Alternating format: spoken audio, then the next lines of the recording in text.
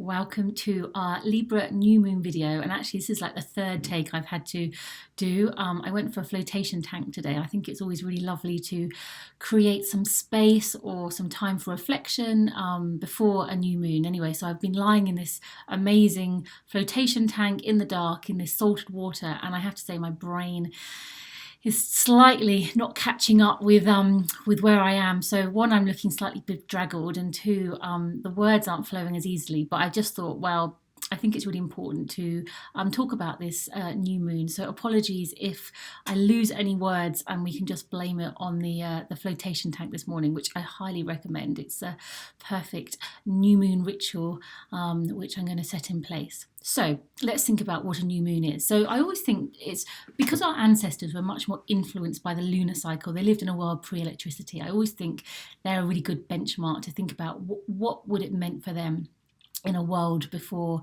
artificial light. And they were very much influenced by the moon cycle, so much more than we have been. So when there's much more moonlight in the sky, and let's just make a note that actually the moon doesn't have its own light, it's always reflecting the sunlight. So how much moon that we see, the moon is always there, but it's very much dependent on its relationship to the sun. So when we have a new moon, it's basically there's no light being reflected up. So we'd look up at the skies and there wouldn't be very much going on.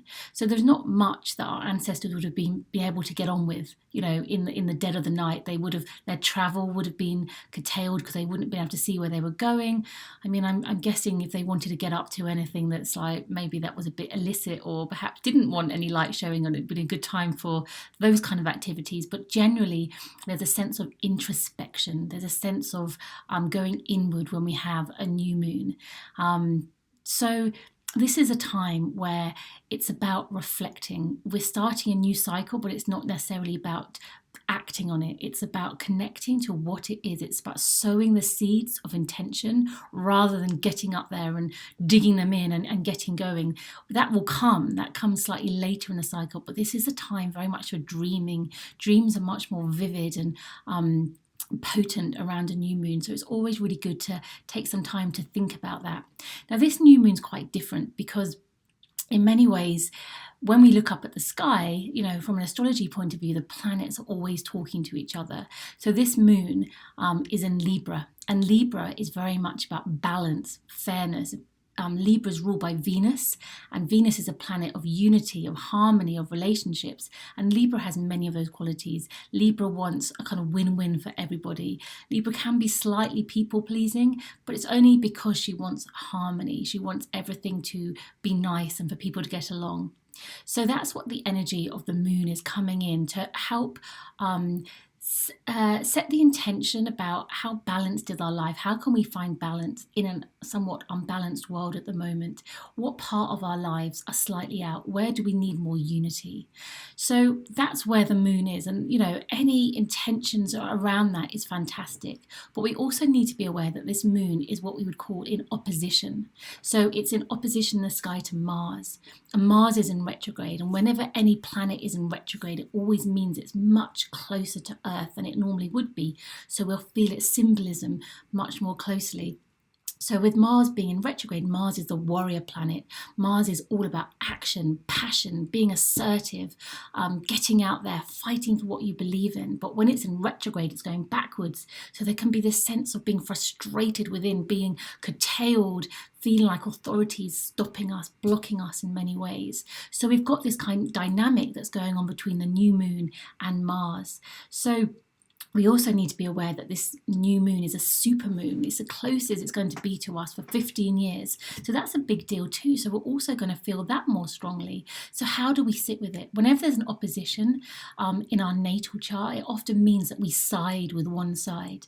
So you might side with the lunar side, which is more about the emotional, the unconscious, the dream world, dreaming of a fairer future. This is what I want to create. This is what I want to sow the seeds for my life, the people I love, and for the world. Or you might be the other end of the opposition. You might be stuck in that sense of that Mars energy, being blocked, not being able to move forward in the way that you want, feeling resentful. It's very much to do with authority, with what's going on with the patterns in the sky. So it's quite an intense time. It isn't our let's have a little sow our seeds for intention. I think it's been the theme of 2020, isn't it? 2020 is really about having this big global reset. It's about us rethinking our own lives, but also the lives of all humanity. And that can be uncomfortable at times, and other times it can be exciting and illuminating.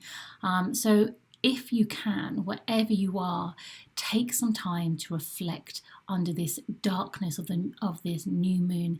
Take some time just to go inward, light a candle, close your eyes, and think about what would you like your future to look like?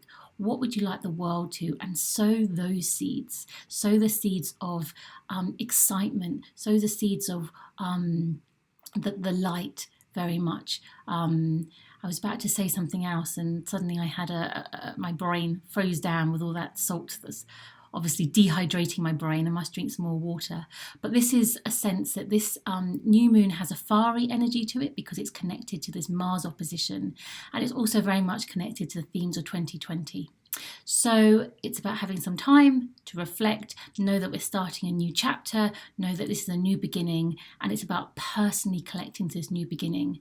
There'll be a full moon in Libra in 6 months' time, so that's how it always works in astrology. We have our new moon, so right now, or on Thursday the 16th, we're going to have our new moon in Libra. In 6 months' time, we're going to have a full moon. So what we sow, the seeds now, we often see in 6 months' time. So whatever unconsciously, whatever we're saying, whatever we're thinking, we tend to see it manifested in 6 months. So it's always really important to kind of own this time, to set your seeds consciously and put out there into the world what it is you want to create, what's stirring your soul. Follow it, journal it, dream it, but put it out there.